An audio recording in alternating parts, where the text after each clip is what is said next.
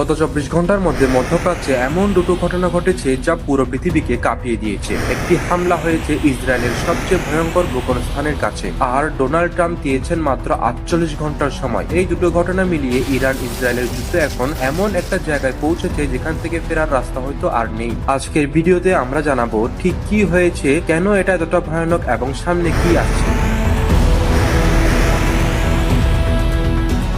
ইসরায়েলের দক্ষিণে একটা শহর আছে ডিমোনা। এই শহরকে সাধারণ মানুষ চেনে না, কিন্তু সামরিক বিশেষজ্ঞরা জানেন এটা ইসরায়েলের পারমাণবিক কার্যক্রমের কেন্দ্রবিন্দু। এখানেই ইসরায়েলের পারমাণবিক গবেষণা চলে। এই ডিমোনার কাছাকাছি এলাকায় ইরান একটি হামলা চালিয়েছে। এখন অনেক মিডিয়া বলছে ইরান সরাসরি পারমাণবিক স্থাপনে হামলা করেছে, কিন্তু বাস্তবতা হলো হামলা হয়েছে পার্শ্ববর্তী এলাকায় যেখানে ওই গবেষণা কেন্দ্রের কর্মীরা থাকেন। কিন্তু বার্তাটা পরিষ্কার, ইরান বলতে চায় আমরা চাইলেই পারি। ইসরায়েলের Iron drone, Patriot missile system, থ্যাড এই তিনটি বিমান প্রতিরক্ষা ব্যবস্থায় পৃথিবীর সেরা বলে পরিচিত ছিল, কিন্তু ইরানের এই হামলা সেই সীমানা পর্যন্ত পৌঁছে গেছে। এর মানে কি? এর মানে হলো ইসরায়েলের বায়ু প্রতিরক্ষা ব্যবস্থা ফাটল দেখা দিচ্ছে এবং ইরান সেই ফাটল খুঁজে নিয়েছে। ডোনাল্ড ট্রাম্প ইরানকে সরাসরি বলেছেন 48 ঘন্টার মধ্যে তোমাদের পারমাণবিক কার্যক্রম বন্ধ করো, না হলে আমেরিকা ইরানের বিদ্যুৎ গ্রিড ধ্বংস করে দিবে।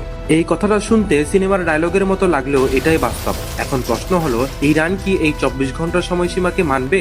উত্তর হলো না। ট্রাম্পের আলটিমেটামের মাত্র 3 ঘন্টার মধ্যে ইরান পাল্টা হুমকি দিয়েছে। ইরান বলেছে আমাদের যদি কেউ আঘাত করে তাহলে আমরা দ্বিগুণ নয় 3 গুণ আঘাত ফেরত দেব। এবং শুধু তাই না, ইরান নতুন একটা কৌশলের কথা জানিয়েছে।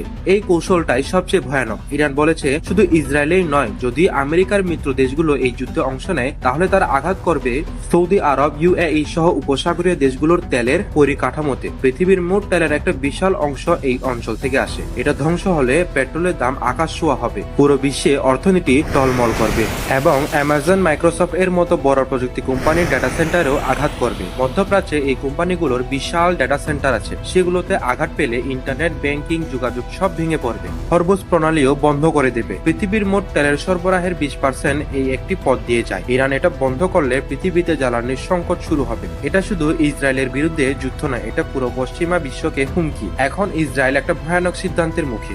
যদি পাল্টা আঘাত না করে ইরান প্রমাণ করে ফেলবে যে ইসরায়েলকে আঘাত করা যায়। এটা ইসরায়েলের ভাবমূর্তিকে সম্পূর্ণ ধ্বংস করবে। যদি পাল্টা আঘাত করে, বিশেষত পারমাণবিক অস্ত্র দিয়ে, তাহলে পুরো আন্তর্জাতিক সমাজ ইসরায়েলের বিরুদ্ধে চলে যাবে। আমেরিকাও বিচ্ছিন্ন হয়ে পড়বে। দুই দিকেই বিপদ। এবং এই মুহূর্তে ট্রাম্পের উপদেষ্টারা মনে করছে ইরান এতটা সাহসী পদক্ষেপ নেবে না, কিন্তু ইতিহাস বলে যখন কোনো দেশ কোণঠাসা হয় তখন তারা সবচেয়ে অপ্রত্যাশিত কাজটাই করে। তাহলে এখন কি হবে? এই যুদ্ধ এখন শুধু ইরান আর ইসরায়েলের মধ্যে নেই, এটা আমেরিকা, রাশিয়া, চীন সবাইকে টেনে আনছে। আগামী 48 ঘন্টা হতে পারে এই যুদ্ধের সবচেয়ে গুরুত্বপূর্ণ সময়। এই ভিডিওটা যদি আপনাদের কাছে ভালো লেগে থাকে এখনই সাবস্ক্রাইব করেন এবং বেল আইকন চালু রাখেন, যাতে পরবর্তীতে আমরা কোনো আপডেট দিলে সাথে সাথে আপনার কাছে নোটিফিকেশন যায়।